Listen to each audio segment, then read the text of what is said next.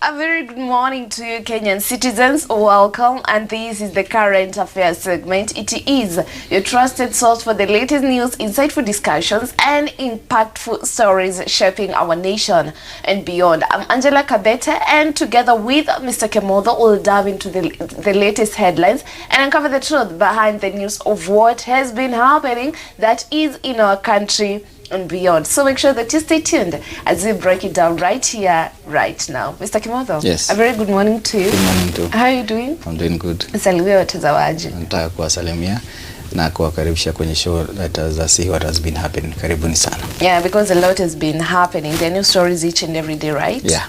And before anything else, before we dive into what has been happening, it is always our norm to give you that is the verse of the day. At least you get encouraged, during the day. And let's head over to the verse of the day. That is Philippians 3:13-14. And this is what it says. And it says that, "No, dear brothers and sisters, I have not achieved it, but I focus on one thing, forgetting the past and looking forward to what lies ahead.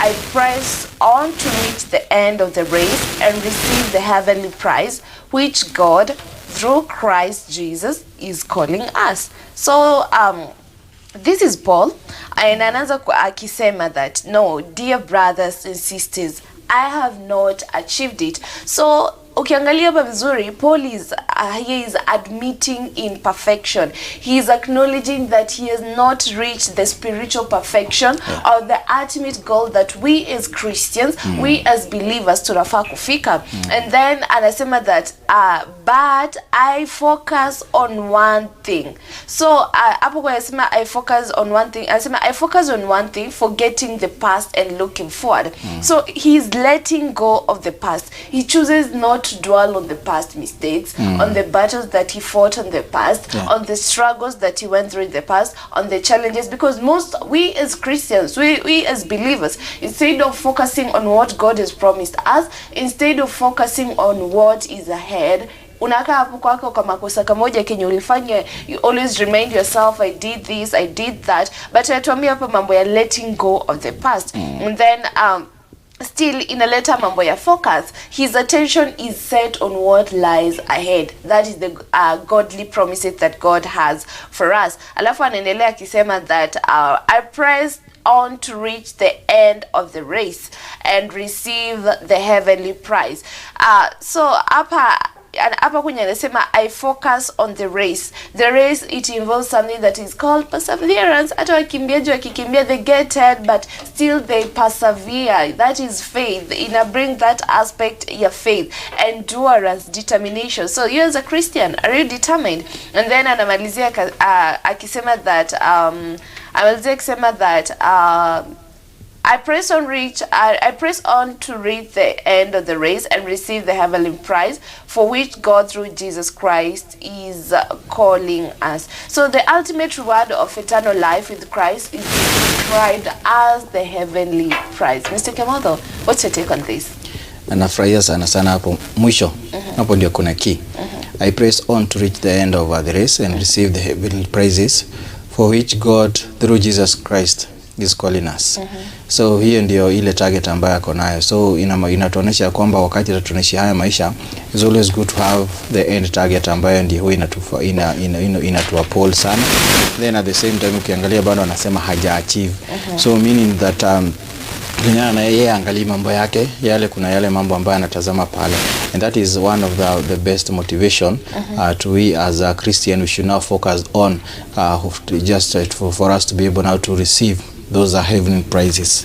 Yes. Okay. And that is all the day.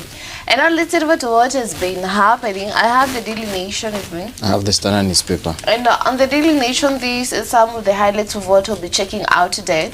We're checking out what is to do in education. In the education today, tuangalie mambo ya good schools and the billions that has been lost because of having the good schools in the education sector.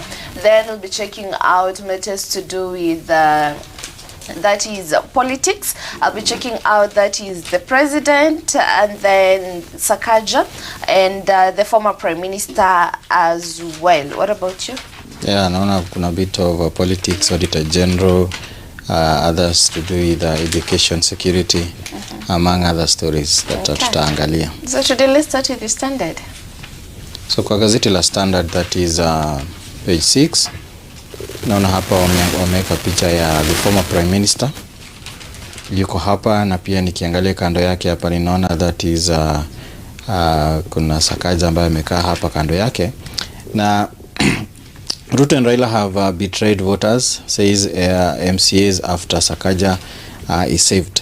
So kumekuwa na hii issue that is kulikuwa na motion ambayo ilikuwa imepitishwa pale kwa sababu ya kuweza kuimpeach that is the Nairobi governor, that is Johnson Sakaja, na kulikuwa na some other that is comments ama points ambazo walikuwa wanaziforward ili that is in the impeachment motion iweze kuendelea. So jana kukakuwa na kikao. So na hiyo kikao ilikuwa sasa ya kuweza kujadili hayo maswala ili sasa that is wakuje na a conclusive conclusion.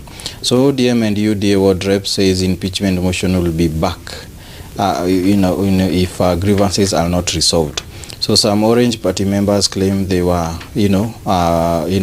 walikuwa shelved kwa hiyo mambo ya Sakaja, kwa sababu naona sasa walito na their own party leader ili waweze kuzungumzia yale mambo ambayo kulikuwa na mkutano ambao waliweza kukutana jana ili kuweza kujadili haya maswala. So several the Nairobi MCA says they were threatened to drop the impeachment attempt against now that is Nairobi governor. So and members now from President William Ruto's and Raila's Odinga's party say they are not done with Sakaja yet. So ni kama bado hata baada ya kuweza kuongelelea haya mambo bado ni kama hii issue bado itazidi kuendelea kama governor yeye mwenyewe hataweza kuangalia haya maswala. So na nikiangalia hapa that is unajua kuna yale mambo ambayo waliweza kuyapush, na tuliona kuna some of the representative wa hiyo mkutano wakiweza kuelezea ya kwamba that is wamezungumza na haya masuala ambayo that is the MCAs wamejaribu that is kuweza kuyaeka yataweza kutatuliwa. And unajua hii mambo it is something simple, just that the governor kutana na the MCA, kila MCA atoe masuala yake ya kila ward ambayo yako nayo, and then aone vile ambayo wataweza kuyasuluhisha. It is as simple as that. But sasa the MCAs wanasema hata kama walikutana bado hiyo motion bado wataiangalia, na kama yale masuala ambayo waliweza kuyafuata pale hayatakuwa yamesuluhishiwa bado watafuata na hiyo motion. Okay. Yeah. I can also see the same story that is in the Daily Nation, page 1, and they're saying compromise. President and ODM leader met hostile Nairobi MCA separately to broker truce. And they say why Ruto Raila saved Sakaja. And on the highlight up, they're saying that one, worry about disruptive poll campaigns in capital city if governor and deputy are ousted. And then secondly, a fear of showdown with the former deputy Rigathi Gachagua in the 2027 elections. And then thirdly, that is concerns broad-based government critics exploiting Oster plot to derail a unity pact. So let's head over to page 4. And they say that this is what they say. President and Mr. Odinga held meetings with the MCAs, as you have said, from their parties and prevailed upon them to drop impeachment plan. And they say the combined efforts of President William Ruto and ODM leader Raila Odinga that rescued Nairobi Governor Johnson Sakaja from impeachment have lifted the lead on the high stakes of politics of the capital ahead of the 2027 elections. And still they say, analysts also say that the decision by President Ruto and Mr. Sakaja to rescue, they say that the decision by the President Ruto and Mr. Odinga to rescue Mr. Sakaja was part of the strategy to maintain unity between UDA and ODM and protect their shared political grounds in the city. Some of the broad-based government backers also claim that the impeachment motion was part of a broader plan by their opponents to wreck the unity between, that is, Dr. Ruto and Mr. Odinga. That is what they're saying. And also, in addition to that, Wasema, there's some of the people in the both in the ODM and UDA who have not embraced the broad-based government and have always wanted to create rivalry and friction between the two parties. Some are being used by external forces who have interest in Nairobi politics. That is what they say. Yeah.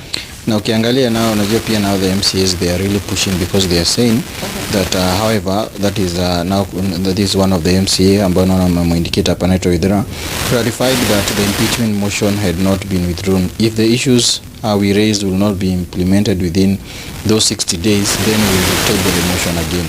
So inamaanisha that is ni kama tu moto umeweza kutulizwa kiasi that they are still going out to go on because unajua sasa kuna some of the issues ambazo wame raise na wangetaka clarity. For example, na pia hapa another MC anasema raise concern about the 1.2 billion channel to dishi na county school feeding program per year.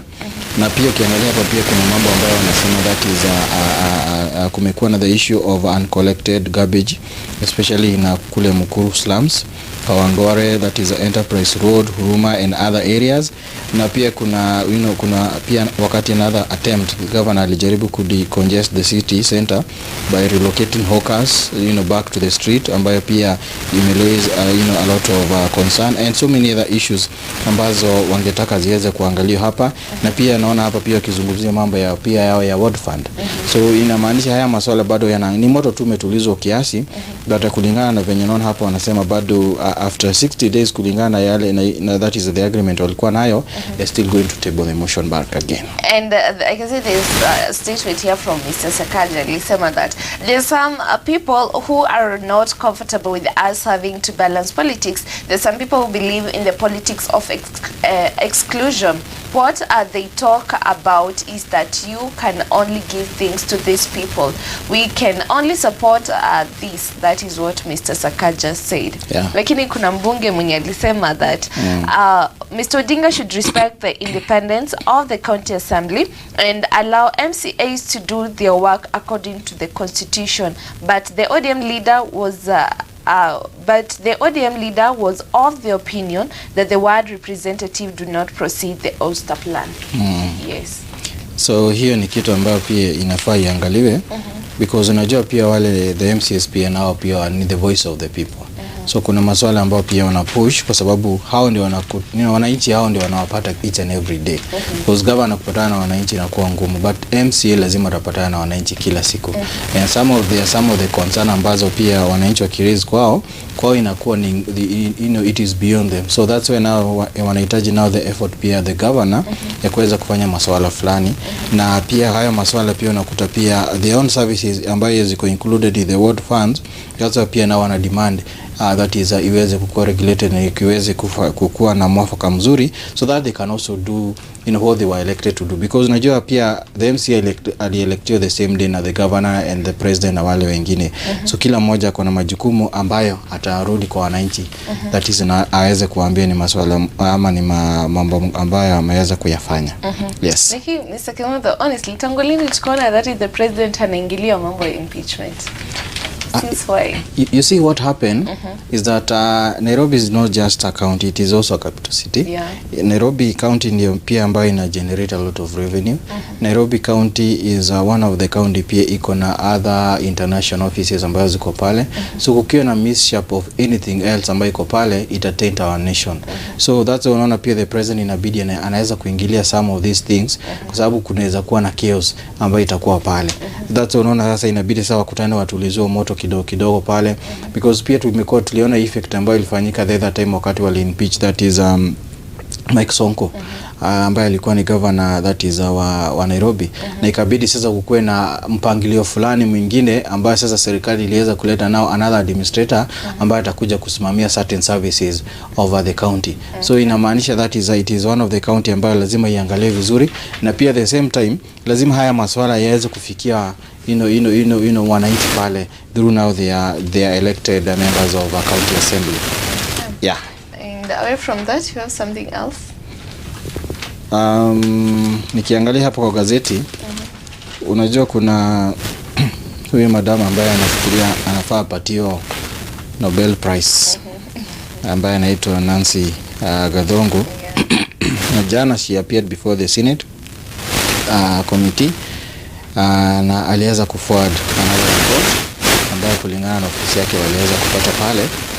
Na ninaona hapa one of the report, the KPA board in a spotlight as auditor queries 109 million ambayo haipatikani ama haijulikani mahali ilienda. Unsupported, that is a 45 million payment lack receipt, travel records and meeting schedules. Na pia kuna land worth 60 billion faces ownership dispute ambayo iko pale kotini ambayo anaendelea nayo. But kuna hii ambayo pia ambayo sasa aliweza kuifuat sana. The Auditor General has flagged that is a questionable expenses by the Kenya Ports Authority KPA board for the year ended June 2024, noting that the accuracy and validity of 109.5 million in directors allowances could not be confirmed. So ukiangalia hapa pia kuna wama directors ambao wako in question kwa sababu ya the amount ambayo imewekwa pale. Ukiangalia hapa indicate that is it is their allowances. So the directive requires the board expenses in a financial year to be limited up to 30 million over 5% of the operation and maintenance budget. No approvals were provided by the cabinet secretary for the excess that is a spending. So unaona expense zao zinafaa zisipite 30 million na wao walienda up that is kutumia 109.5 million in other expenses. So these are some of the issues that is unakuta the Auditor General anakuta mambo yanafanyika pale kwa some of these parastatals. Unajua wakati sasa pesa kama hii inatumika kwa njia ambayo ifai, inamaanisha kuna some of the services ambazo zitakuwa halted and zitakuwa ziko that is in effect. And ukiangalia now each and every time that is the Auditor General anatoa report, kuna kuwa na mtazamo ambayo that is kuna ile mtazamo ambayo tunapata na repercussions ambazo anapatana nazo.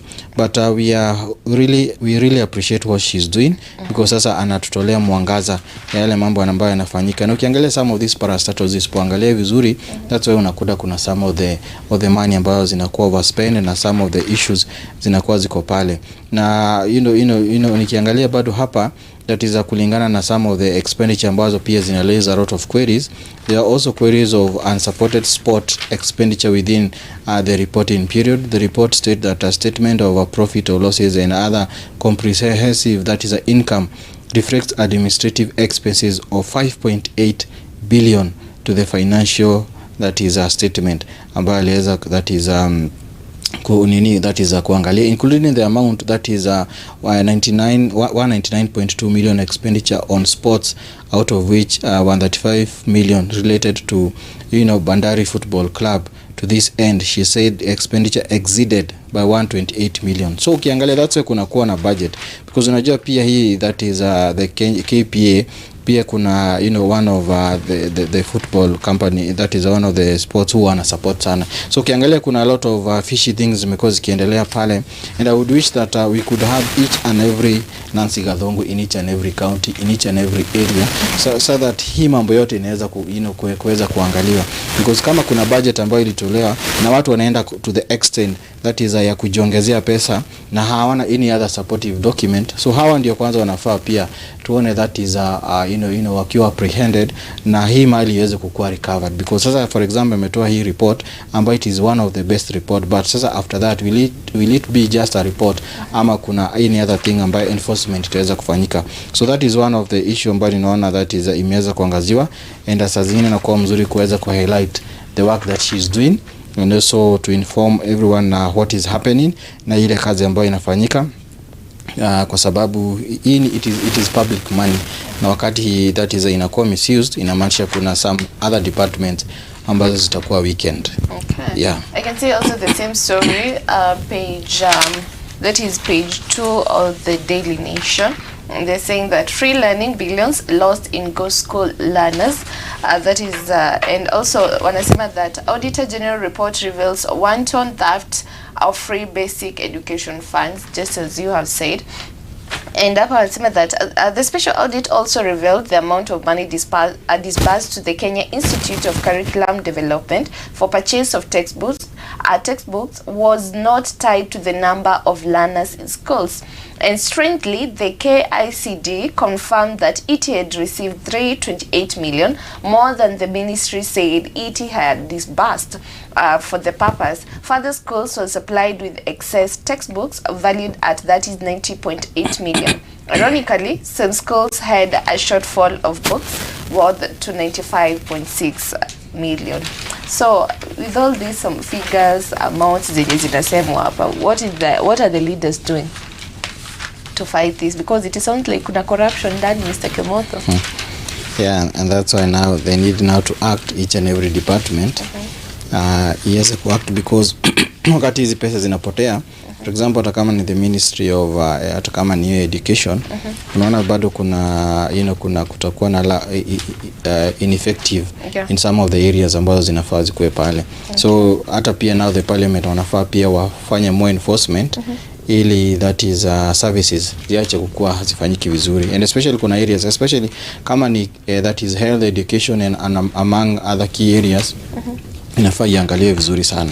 I agree. Yes. And away from that, another story is that is on the health sector, page 6.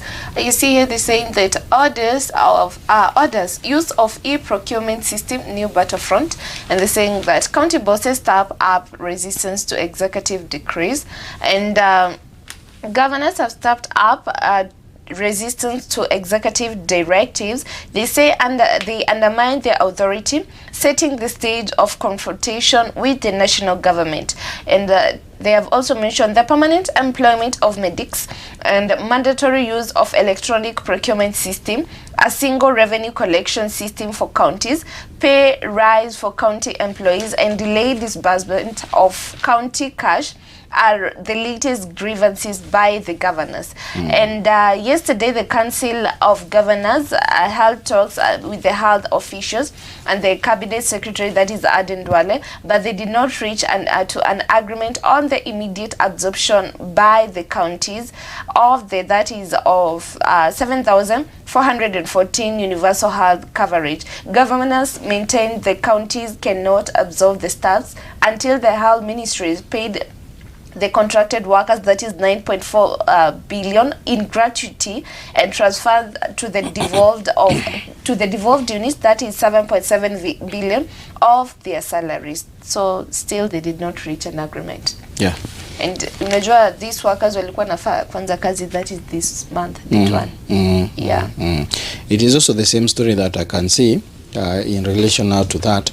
And unajua pia kwa sababu nimesikia ukiongea mambo ya system na unajua hiyo mambo ya system, okay, the e-procurement and the system is one of the best, but at the same time pia wajue pia kuna the county government na kuna one of the system pia ambayo inaitwa IFMIS ambayo inatumika sana.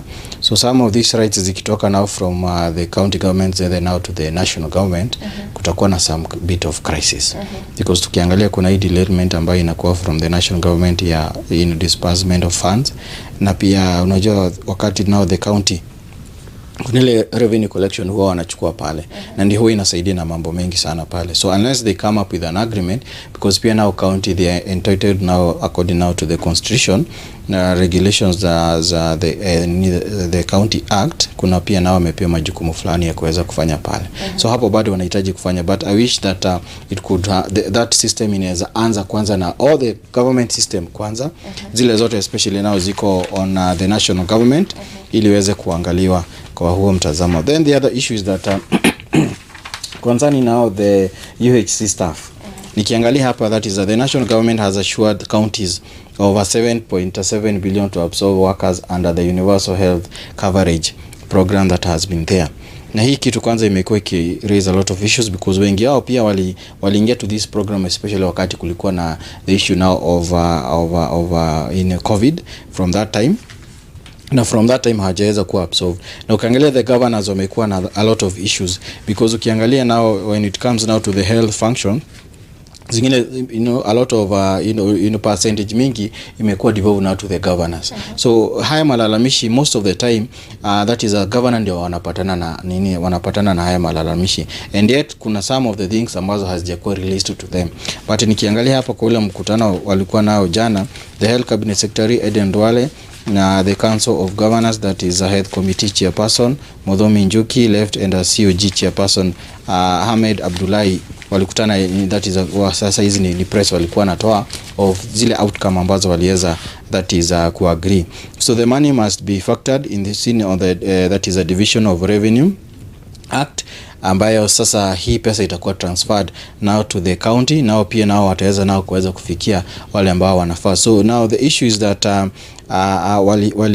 wamesema watafanya hiyo, but hawajapeana now the actual duration of time ya kuweza kufanya haya mambo, because anasema that is the 7.7 billion will be transferred and will be factored in and will feature in the division revenue. So kuna hii will iko mingi ambayo hawajasema specific time, but at least kuna hope.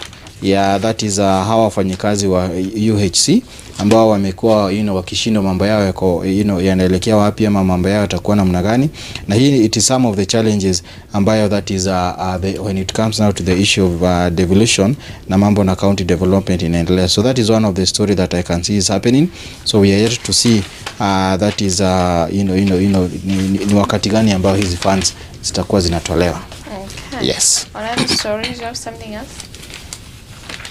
So another story is that kuna naona hapa Douglas Kanja jana pia aliapia now to the committee of pale bungeni, na pia kuna raising question ambayo imerudi ambao walikuwa wanauliza the other time.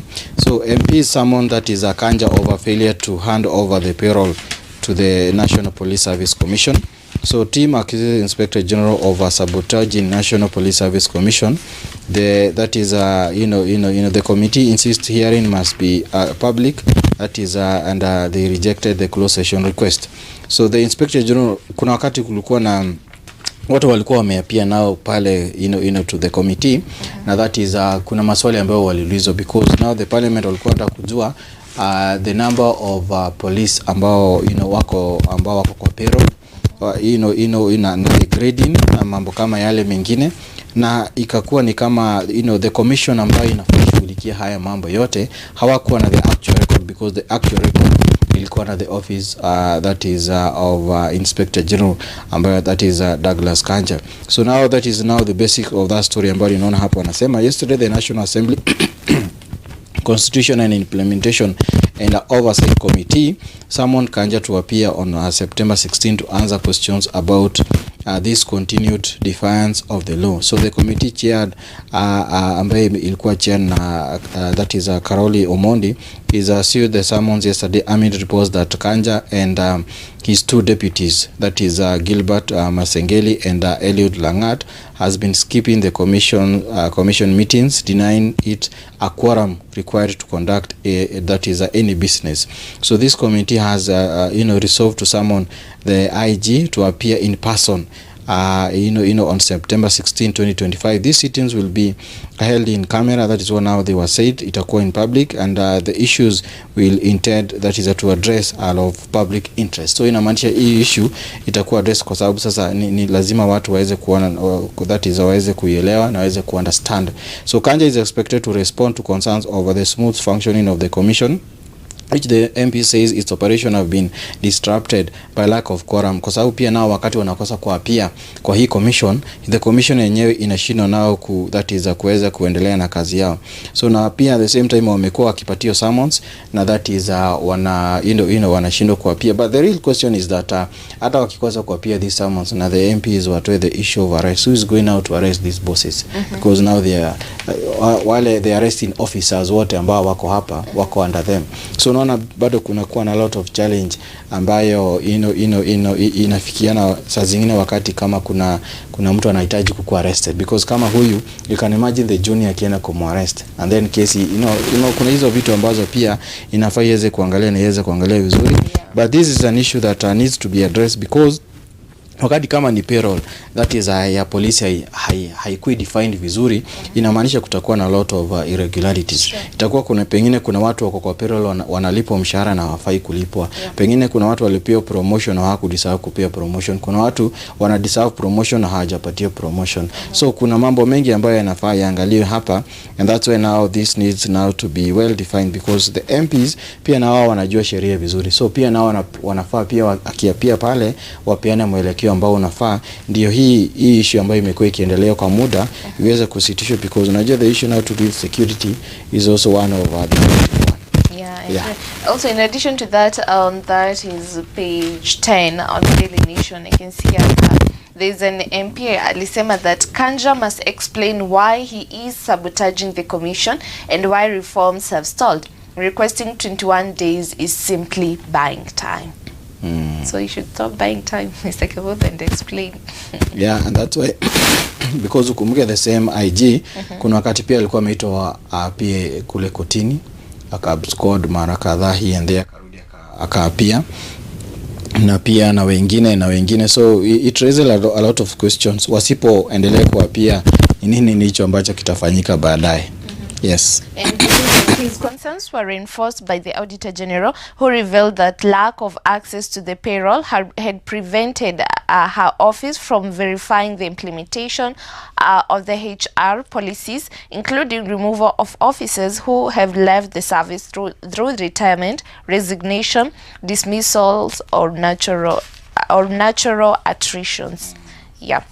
So here ni kitu ambayo inafaa iangalie vizuri, because unajua kuna some of these issues, especially now to do with the police.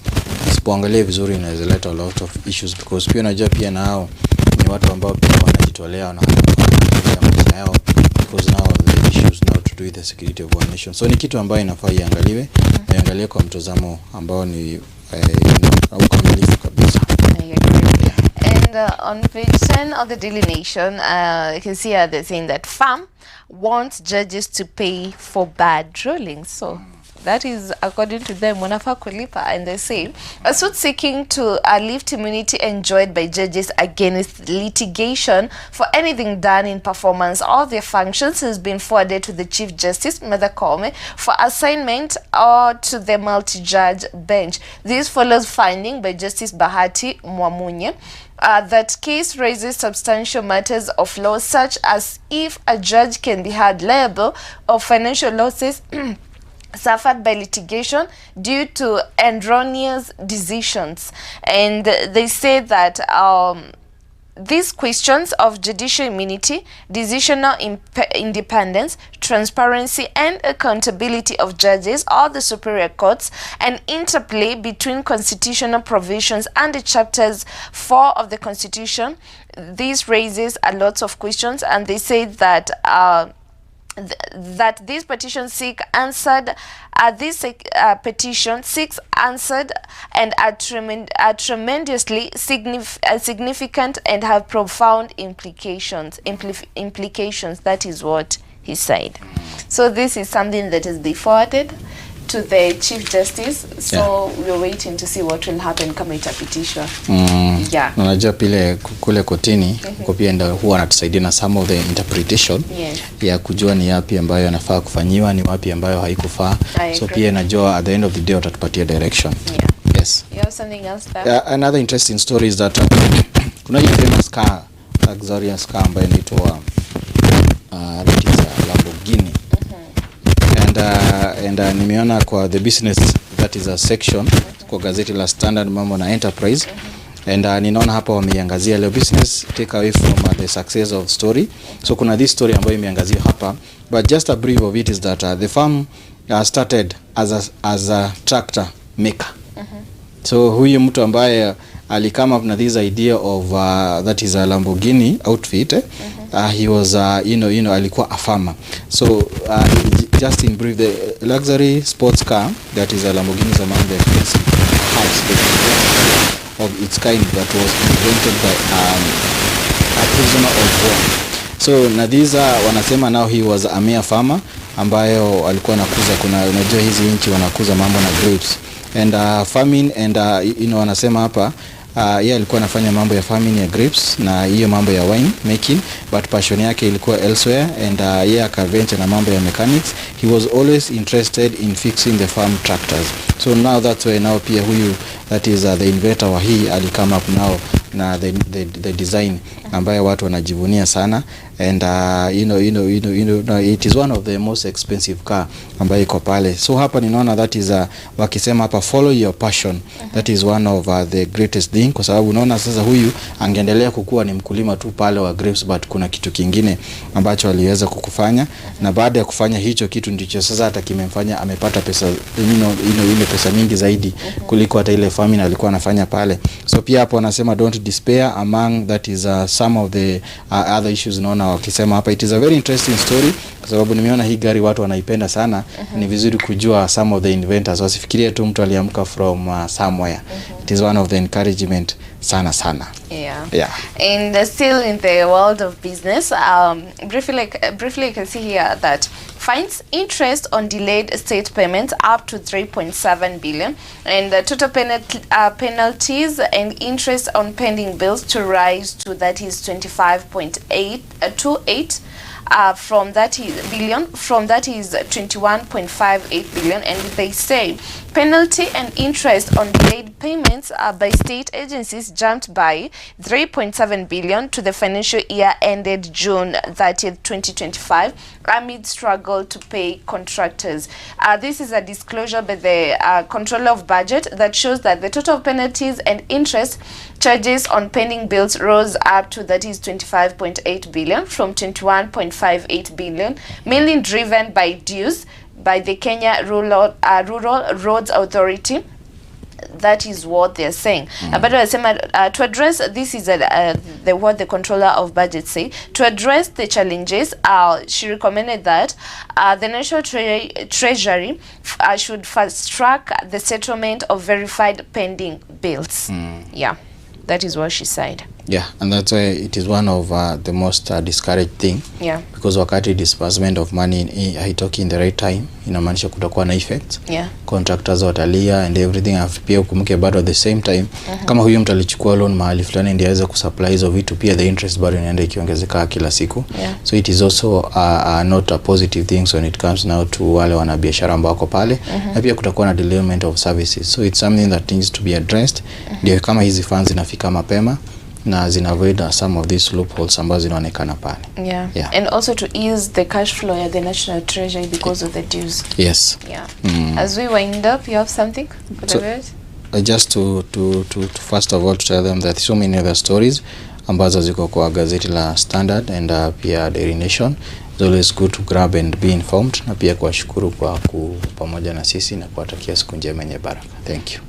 Thank you so much for tuning in for this segment as well. This is where we make sure that you stay updated of what is happening, that is in our country and beyond. Just a reminder that I'll be having, that is the Ladies of Nobility Conference here at Mizpah Press Center this September. Please mark the dates from the 15th to the 19th. All ladies of all age groups, all denominations, nyinyi wote mmekaribishwa. Please purpose to attend. Let's encounter God together, because we'll be having powerful ministers of God. Let's attend, let's get empowered. For more information, please contact 0727766553. My name is Angela Kabete. Till next time, may God bless you abundantly. Bye bye.